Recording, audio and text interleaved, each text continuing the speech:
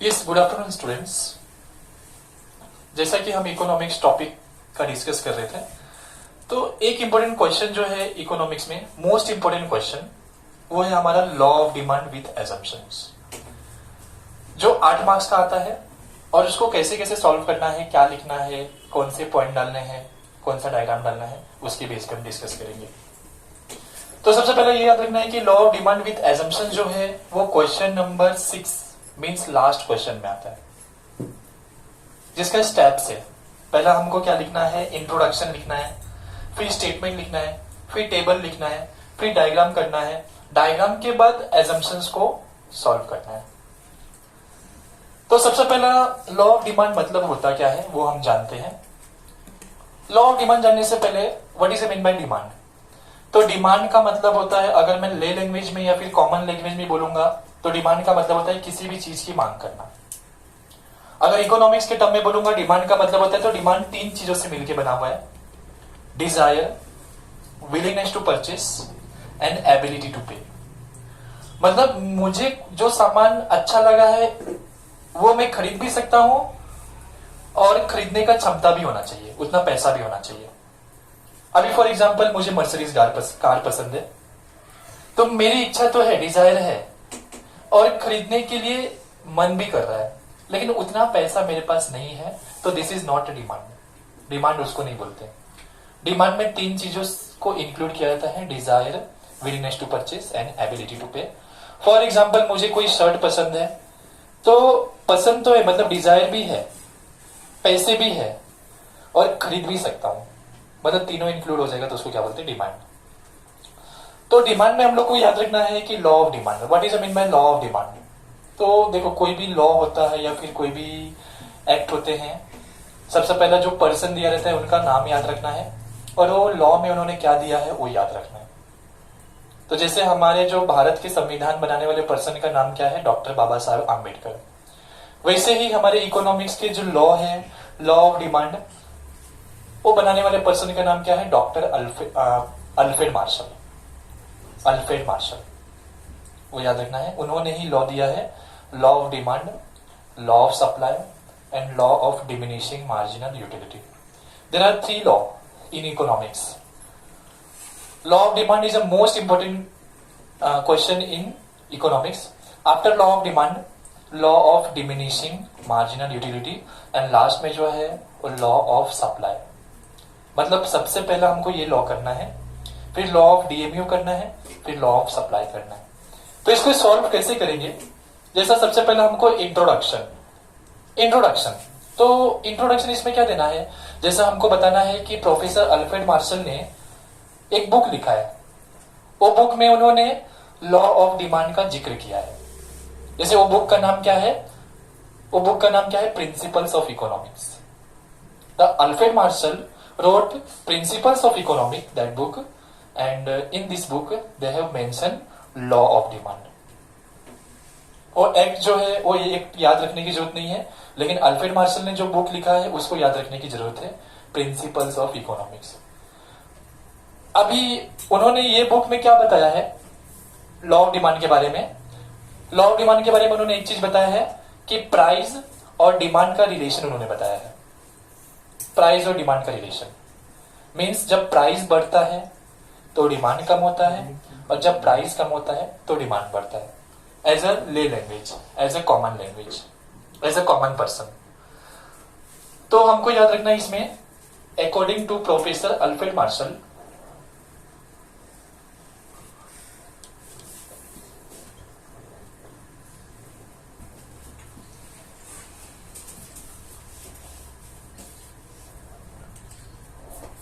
they are giving price and demand relation.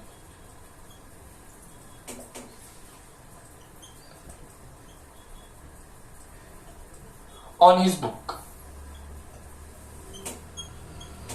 Book का नाम क्या है, principle of economics.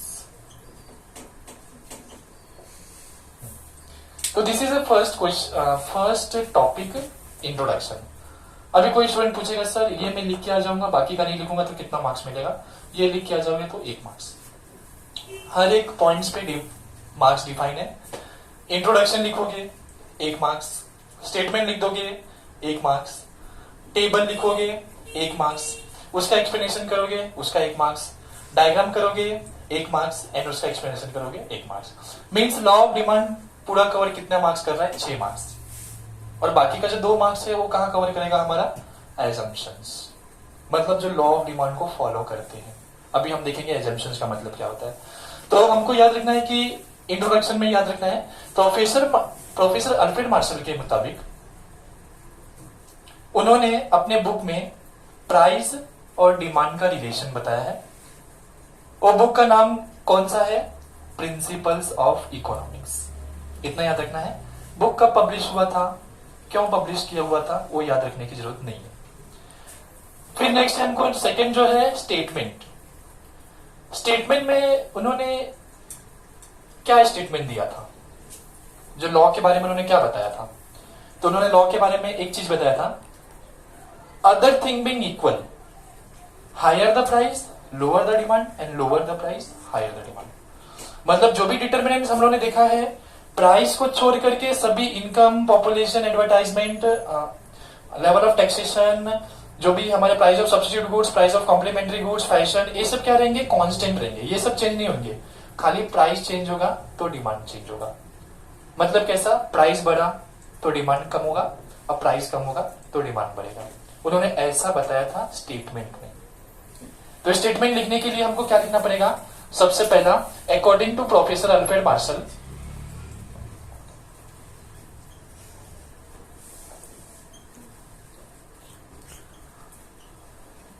other thing being equal,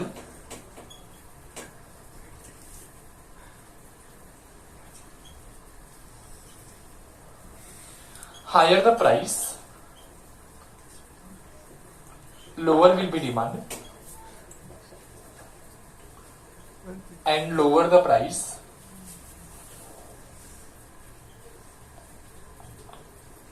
higher will be demand.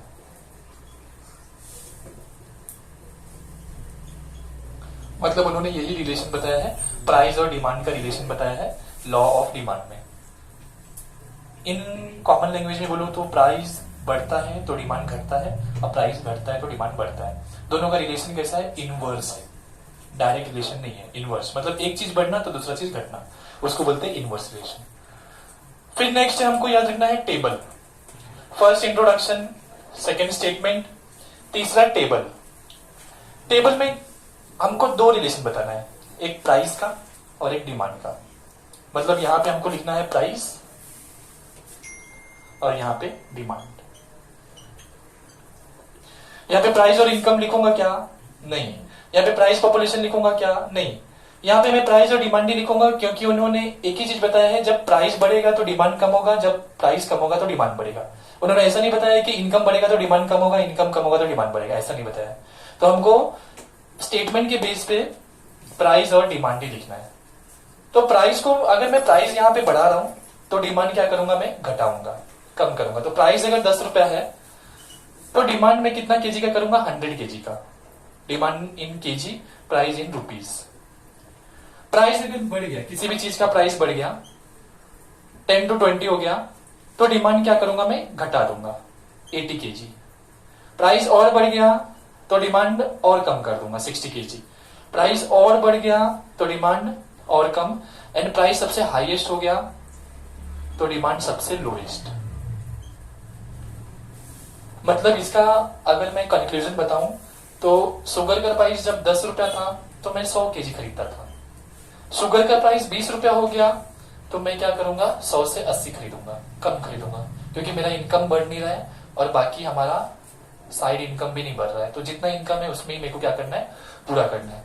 30 हो गया तो और कम खरीदूंगा, 40 हो गया तो और कम खरीदूंगा, एंड 50 हो गया तो और कम खरीदूंगा। अभी कोई स्टूडेंट्स मुझे पूछेंगे, सर ये लो तो मुकेश अंबानी में तो अप्लीकेबल होगा ही नहीं। मुकेश अंबानी, अमिताभ बच्चन जैसे बड़े बड़े लोग हैं, तो ये है जो हमारे लिए है। We are a common man, normal man. ये नॉर्मल पर्सन के लिए है। वो लोग के लिए जो एप्लीकेबल नहीं है वो इसमें नहीं आते, वो एक्सेप्शंस में आते हैं।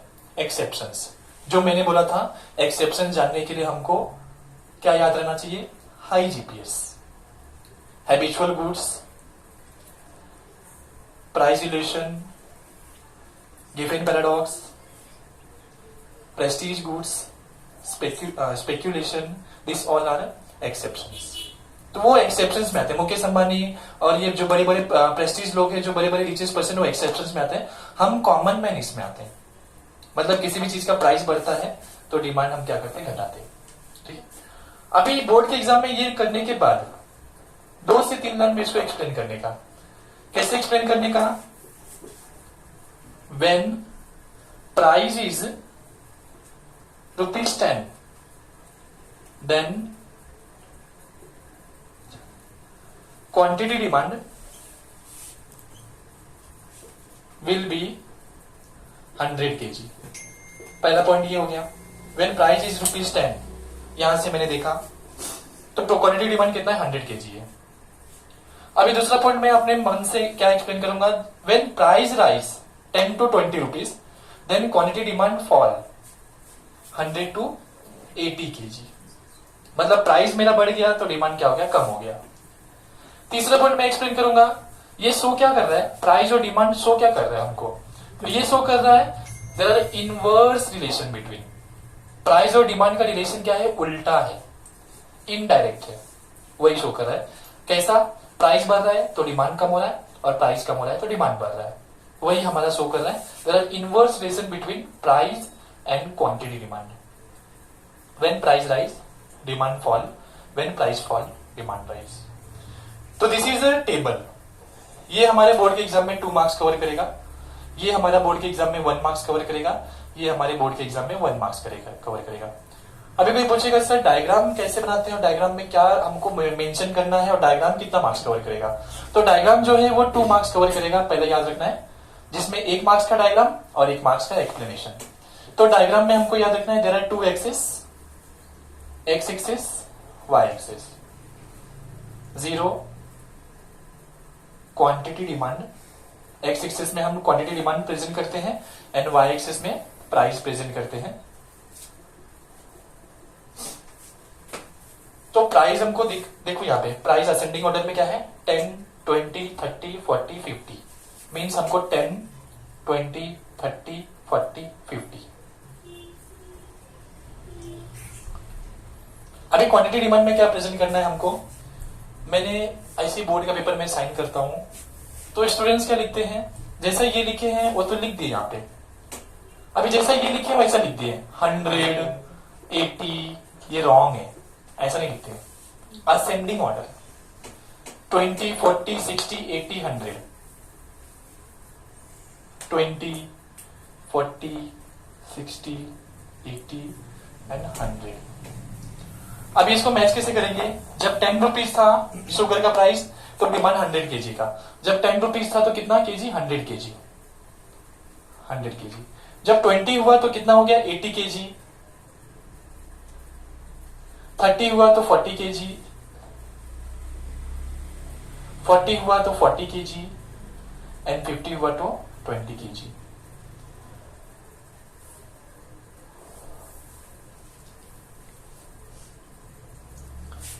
तो this is a diagram of law of demand.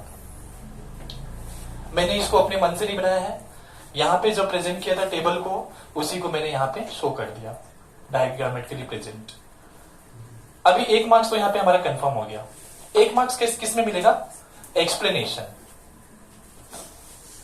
Explain कैसे करना है कि फर्स्ट हमको क्या शो कर रहा है?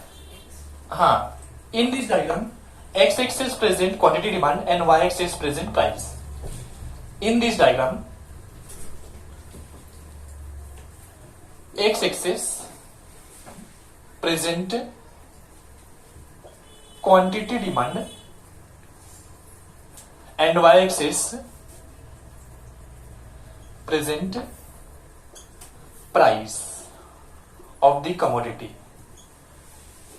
मतलब सामान का price. First line. Second line में क्या करना है? When price is highest then quantity demand will be lowest. याद रखना है कि प्राइस अगर 50 रुपए है तो डिमांड कितना है? 20. When price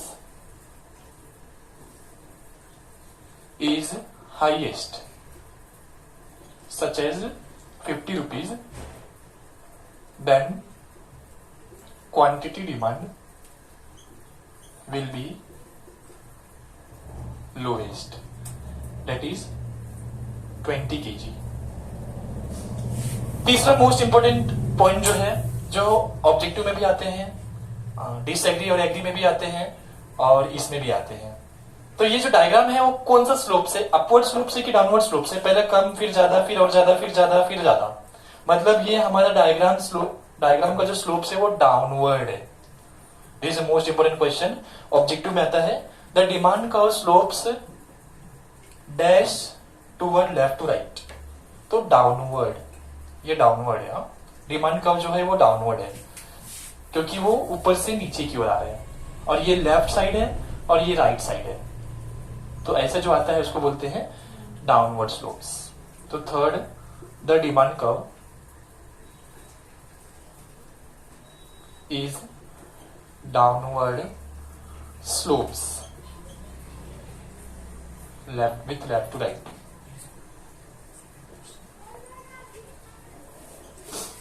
So this is 8 marks question. Now we have to cover only 6 marks. अभी 2 मार्क्स का कवर करना है। 2 मार्क्स का कवर हमको किस में करना है? एजम्पशंस में करना है। एजम्पशंस क्या है? 4 पॉइंट लिखना है। जो हम लोग ने डिटर्मिनेंट्स पढ़ा है, प्राइस को छोड़ करके उसी के पीछे नो चेंज या फिर कांस्टेंट डालना है। जैसा पहला हमको एजम्पशन क्या डालना है? Constant the level of income, मतलब इनकम चेंज नहीं करना है। The law of demand is follow constant the level of income, because law of demand is depend on only price. If price rise demand fall and price fall demand rise, other thing remain constant except price. Price को छोड़ करके जितने भी चीजें हैं क्या है? Constant है, और उसको क्या करना है? चेंज नहीं करना है। वही हमारा लॉ ऑफ डिमांड का रूल्स है। खाली प्राइस चेंज होगा तो डिमांड चेंज होगा, otherwise other will be no change. फिर नेक्स्ट है, there is no change in population. In law of demand there is not any change in population, because law of demand is depend on only price. If price change then law of demand change, other thing remain constant. There is no change in population के बाद there is no change in advertisement. कोई भी advertisement में change नहीं होना चाहिए, because हमने law of demand में देखा है खाली प्राइस चेंज होगा तो डिमांड चेंज होगा, other thing remain constant. Price change होगा तो ही डिमांड चेंज होगा, प्राइस बढ़ेगा तो डिमांड घटेगा, प्राइस घटेगा तो डिमांड बढ़ेगा। एडवर्टाइजमेंट, इनकम, पॉपुलेशन, ये सब पे कोई चेंजेस देखने को नहीं मिलने चाहिए, otherwise law of demand follow नहीं होंगे। फिर लास्ट है हमारा, there is not any change in technology और फैशन। फैशन क्या प्राइस पे डिपेंड है क्या? नहीं। या फिर हम बोल सकते हैं फैशन हो गया, टेस्ट हो गया, हैबिट हो गया, बहुत सारी चीजें। Price of substitute goods, price of complementary goods, कोई भी ले सकते हैं, लेकिन हमको कितना पॉइंट लिखना है? 4 पॉइंट लिखना है। Income, population, advertisement, level of taxation, fashion. जो मन में आए वो लिख दो, खाली आगे नो चेंज डालना है या फिर कांस्टेंट डालना है, क्योंकि ये सब चेंज नहीं होंगे, खाली प्राइस चेंज होगा तो ही डिमांड चेंज होगा। Higher the price lower will be demand, and lower the price higher will be demand, other thing remain constant. तो this is 8 marks question about board examination, और most important question है, इसको refer करो और 2-3 बार practice करो। Thank you so much.